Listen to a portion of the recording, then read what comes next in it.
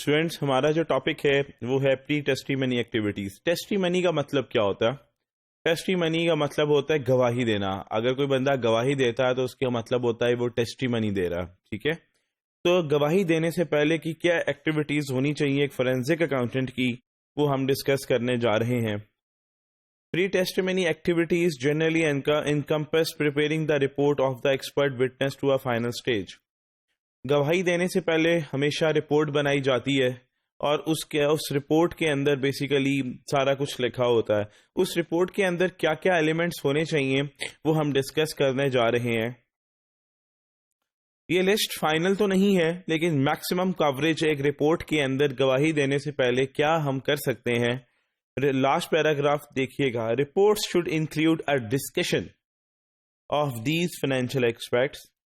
اس report کے اندر جو کہ آپ نے کورٹ میں پریزنٹ کرنی ہے اس میں ایشوز ڈیفائن ہونے چاہیے کہ ایکچولی پرابلم کیا ہے، کیا مسئلہ ہے، کتنا نقصان ہونا لگایا جا رہا ہے۔ انیشل سٹیج کے اوپر بیسیکلی آپ نے رپورٹ کی انیشل سٹیج کے اوپر آپ نے سارا کچھ بتانا ہے کہ ایشوز ہیں کیا، اور آپ نے اس ایشوز کو سالو کرنے کے لیے جس ڈیٹا پہ ریلائی کیا ہے، جس انفارمیشن پہ آپ نے بیس کر کے فیصلہ دیا ہے اپنی رپورٹ کے اندر گواہی دینے سے پہلے، آپ ظاہری بات ہے رپورٹ دیں گے ساتھ، اور ساتھ پھر گواہی بھی دیں گے اور ادھر بیان بھی کریں گے، تو آپ نے ریلائنس جس ڈیٹا پہ دیا ہے اس کا ذکر کرنا ہے۔ آپ نے assumptions made in arriving and conclusion، آپ نے جو assumptions لی ہیں جس کی وجہ سے آپ نے کوئی کنکلوژن دیا ہے، فیصلہ دیا ہے، وہ assumptions کے بارے میں بتانا ہے۔ ان assumptions کی restrictions کیا ہیں وہ اس کا ذکر کرنا ہے۔ آپ نے کس ڈیٹ پہ انفارمیشن لی ہے، کس ڈیٹ تک انفارمیشن لی ہے، اس کے بارے میں آپ کو ذکر کرنا ہے۔ Opinion and conclusion based on the available documentation, آپ نے کس ڈاکومنٹس کو سامنے رکھتے ہوئے آپ نے کہا ہے۔ Limitations of opinion and sensitivity to assumptions، آپ نے وہاں پہ اف انالیسس بھی کرنا ہے کہ assumptions جو آپ لے رہے ہیں، اگر آپ یہ assumption لے رہے ہیں اس وجہ سے آپ اس فیصلے پہ پہنچے ہیں، ساتھ آپ نے یہ بھی بتانا ہے اگر میں یہ assumption نہیں لیتا تو میں اس فیصلے پہ بھی پہنچ سکتا ہوں، تو تھوڑا سا آپ نے سینسٹیوٹی انالیسس بھی کرنا ہے۔ Detail schedules and document supporting the opinion and conclusion, تو آپ کے پاس schedules کوئی ہیں، کوئی سمریز ہیں، اس کا ریکارڈ ہونا چاہیے۔ آپ کے پاس سارے وٹنسز اور ایکسپرٹس جو آپ کا فیس کریں گے، آپ کو فیس کریں گے، جو کورٹ میں کسی اور پارٹی کی طرف سے ہوں گے، آپ کے پاس ان کی لسٹ ہونی چاہیے تاکہ آپ کو پتا ہو کہ کون کون آپ کے پاس کورٹ میں آپ سے سوال کر سکتا ہے، تاکہ جب آپ کورٹ میں جائیں تو آپ سرپرائز نہ ہو، آپ پریشان نہ ہو، آپ ایک دم سے اسٹرک نہ ہو جائیں۔ آپ کے پاس ان کی ڈیٹیلز ہونی چاہیے، جیسے کہ اس سلائیڈ پہ آپ لاسٹ پیراگراف میں دیکھیں، دس انفارمیشن جو میں نے آپ کو بتایا لسٹ آف ایکسپرٹس، اس کی بات ہو رہی ہے۔ This information is so important so that expert is not surprise by existence of other experts اور رپورٹس، مطلب رپورٹس بھی جو پریزنٹ ہونی ہے آپ کے پاس اس کی لسٹ بھی ہونی چاہیے، یہ مل جاتی ہے آپ کو۔ ایکسپرٹ کو اگر ان وٹنسز جو اور بھی وٹنسز اویلیبل ہیں ان کی گواہی دلوانی ہے یا ان سے کوئی سوال کرنے ہیں، تو وہ اگر سمجھتا ہے کہ ان کی ٹیسٹیمنی ضروری ہے، ان کی گواہی ضروری ہے، ان سے کچھ سوال کرنا ضروری ہے تاکہ کیس فائنلائزیشن کی سٹیج کی طرف پہنچے، تو آپ باقاعدہ کورٹ سے اپروول لے کے ان سے وٹنسز آپ لے سکتے ہیں۔ جیسے کہ the expert can then determine if it is necessary then he be present for the testimony of those witnesses and obtain the related court approval۔ یہ بات میں آپ سے کہہ رہا تھا، اور اگر کوئی اور ایکسپرٹ بھی اویلیبل ہے، سبجیکٹ میٹر ایکسپرٹ، تو آپ اس کی رپورٹس کو انالیسس کر سکتے ہیں۔ مطلب ایک فورینسک اکاؤنٹنٹ دوسرے کی رپورٹس کو انالیسس کر سکتا ہے، وہ اس کی کر سکتا ہے، وائس ورسا۔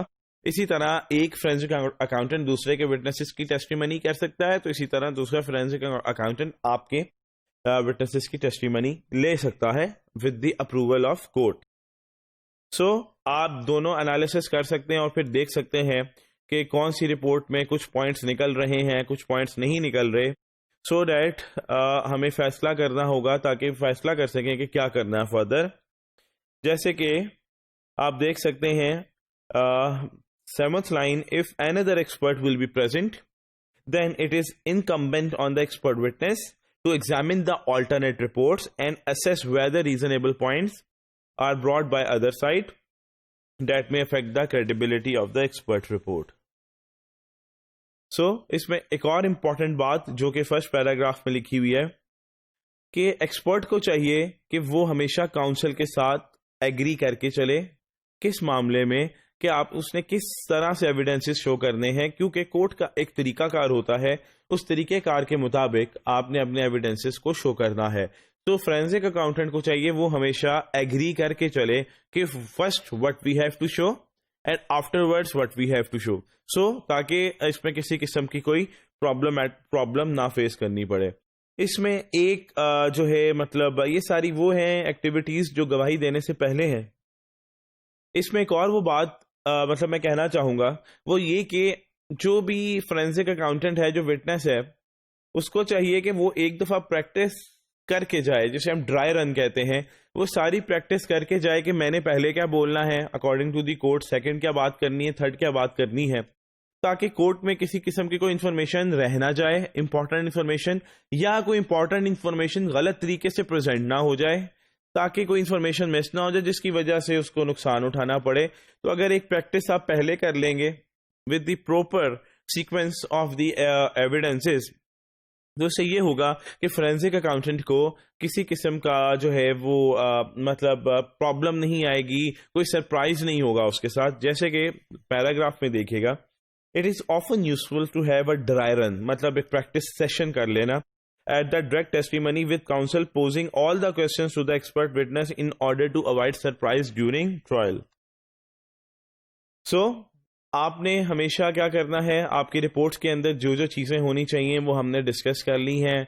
रिपोर्ट से पहले आपके पास सारी चीज़ें रिपोर्ट के अंदर हों. उसके अलावा आपने जो है रिपोर्ट के अंदर आपके पास रिपोर्ट्स जो अदर फोरेंसिक अकाउंटेंट की तरफ से शो होनी है उसकी लिस्ट होनी चाहिए. जो विटनेसेस ने आना है उसके पास भी आपके पास सारी इन्फॉर्मेशन होनी चाहिए ताकि आप कोर्ट के अंदर सरप्राइज ना हो सके. और उसके साथ साथ आपने जो है इसकी सीक्वेंस से एविडेंसेस देने हैं उसका ड्राई रन कर लेना है आपने. तो जब ये सारी चीज़ें आप कर लेंगे तो आपने मतलब आप जब अपनी रिपोर्ट को दूसरे फोरेंसिक अकाउंटेंट की रिपोर्ट के साथ रिकंसाइल कर लेते हैं, तो हो सकता है कुछ एरियाज आपको हाईलाइट हो, तो उस पर आप देख लें कि किस रिपोर्ट पे मैंने क्या सवाल पूछने हैं या क्या किस उसकी रिपोर्ट पे मुझे क्या क्या क्वेश्चन करने बनते हैं. इससे आपको ये भी हेल्प मिलेगी कि आप अपनी रिपोर्ट के अंदर क्या चेंज कर सकते हैं या कौन सी बात जो है वो आप अपनी रिपोर्ट के अंदर ज़्यादा हाईलाइट कर सकते हैं उसके साथ कंट्राडिक्शन करके. सो ये सारी चीज़ें हैं जो आपने ख्याल रखनी है गवाही देने से पहले.